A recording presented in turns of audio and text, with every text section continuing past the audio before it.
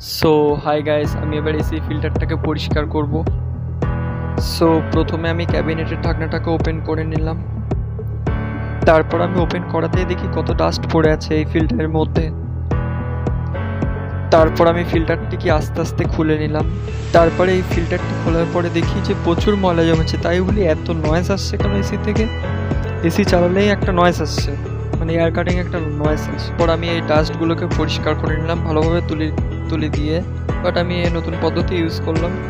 অনেকে জল দিয়ে পরিষ্কার করে দেয়, কিন্তু আমি তুলি দিয়ে পরিষ্কার করলাম, মানে জলে স্প্রে করলে। সো এবার এগুলোকে ভালো করে পরিষ্কার করে নিলাম। আর নিজেও খানিকটা মেখে ফেলেছি এই ময়লা। এইবার আমি ফিল্টারগুলোকে আবার ফিট করে দেব। এইভাবে আপনি বাড়িতেই এসি ফিল্টারগুলোকে ইজিলি পরিষ্কার করতে পারবেন। বাট এগুলো টাইম টু টাইম পরিষ্কার করবেন, তাহলে এসিটি মানে ভালো থাকবে, কোনো এয়ারের নয়েজ আসবে না, ভালো কুলিং করবে।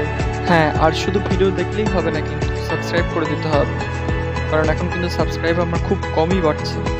ঠিক আছে, তাই সাবস্ক্রাইব করে দেবেন তো শীঘ্রই, আর লাইক করে দেবেন, শেয়ার করবেন। সো এবারে এগুলোকে আটকে নিলাম, ক্যাবিনেটটাকে, ঢাকনাটাকে এগুলো একটু ভালো করে আটকাবেন। ঠিক আছে, খুব চাপ, একটু হালকা প্রেস করলে লেগে যাবে।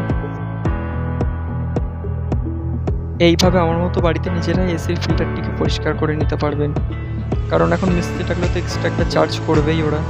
ঠিক আছে, সেই জন্য খুব ইজি, কিন্তু একদম খুবই ইজি, কোনো ব্যাপার নেই। সো অ্যাট ফার্স্ট মিনিটের ঢাকনিটিকে ওপেন করে নেবেন, তারপর ফিল্টার দুটিকে বার করে নেবেন, বার করে নিয়ে তারপর পরিষ্কার করে আবার ফিট করে দেবেন, ব্যাস হয়ে যাবে।